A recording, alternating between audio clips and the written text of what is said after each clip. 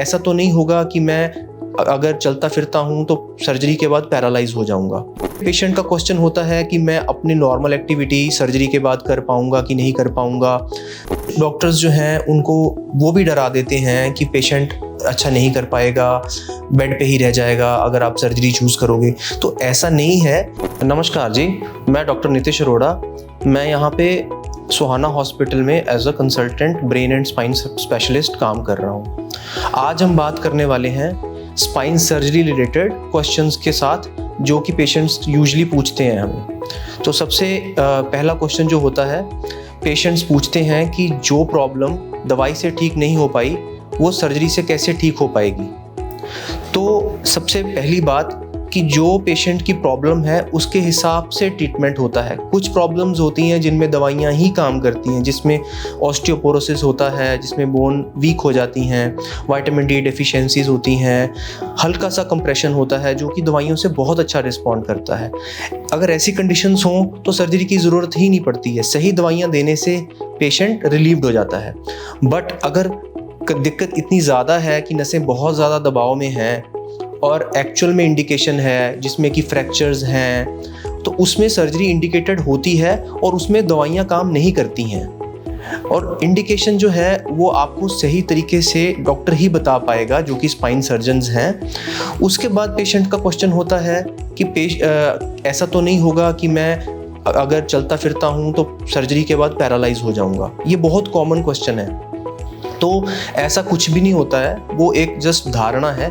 आजकल recent advances के साथ हमारे पास लेटेस्ट माइक्रोस्कोप है और इतने अच्छे इक्विपमेंट हैं और इंस्ट्रूमेंट्स हैं कि सर्जरी बहुत ज़्यादा सेफ हो गई है।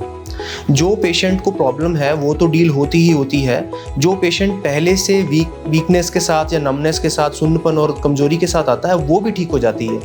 काफ़ी हद तक इम्प्रूवमेंट उसमें भी आ जाता है।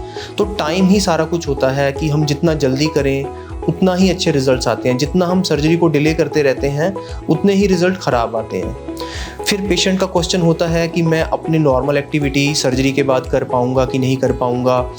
तो हमने जितने भी पेशेंट्स करे हैं उनमें से कुछ डॉक्टर्स भी हैं, कुछ किसान हैं, कुछ रिटायर्ड आर्मी ऑफिसर्स हैं, पुलिस ऑफिसर्स हैं जो कि बहुत अच्छा कर रहे हैं। किसान खेती कर पा रहा है, जो रिटायर्ड एक्स सर्विसमैन हैं वो अपना गोल्फ खेल पा रहे हैं, टेनिस खेल पा रहे हैं, और डॉक्टर्स जो हैं वो ऑपरेट कर पा रहे हैं, सर्जरी कर पा रहे हैं जिन्होंने भी हमसे सर्जरी करवाई है। तो ऐसा कुछ नहीं है कि वो नॉर्मल एक्टिविटी नहीं कर सकते हैं, बल्कि वो जो भी नॉर्मल एक्टिविटी पहले कर रहे थे वो और अच्छे तरीके से कर सकते हैं।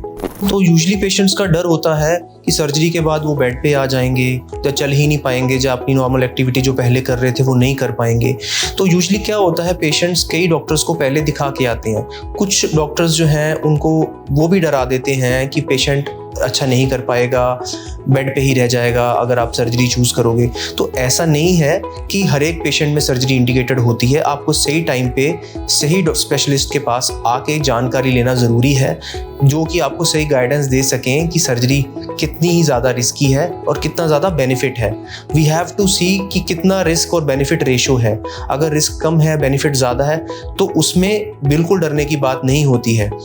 तो जो प्रॉब्लम कई महीनों से चल रही होती है उसको ठीक होने में कुछ दिन और कुछ महीने लग जाते हैं, बट इवेंचुअली वो चीज़ें ठीक हो जाती हैं अगर हम टाइमली इंटरवीन करें और सही तरीके से स्पाइन सर्जरी को एग्जीक्यूट करें। सो हमारे हॉस्पिटल में 24/7 इमरजेंसी अवेलेबल है जिसमें हम स्पाइन ट्रॉमा और डिजेनरेटिव स्पाइन डिजीज़ को ट्रीट करते हैं, जिसमें सर्वाइकल, डोर्सल, लंबर हर एक तरह की प्रॉब्लम को डील करते हैं। हमारे पास लेटेस्ट माइक्रोस्कोप है और हमारे पास लेटेस्ट इक्विपमेंट्स हैं in the OT, and after recovery हमारे पास best in the class ICUs हैं और रिहैब टीम बहुत अच्छी है जिससे पेशेंट की रिकवरी और भी फास्ट हो जाती है। तो ज़रूरत डर की नहीं, सही जानकारी की है और सही समय पे स्पाइन स्पेशलिस्ट को दिखाने की ज़रूरत है।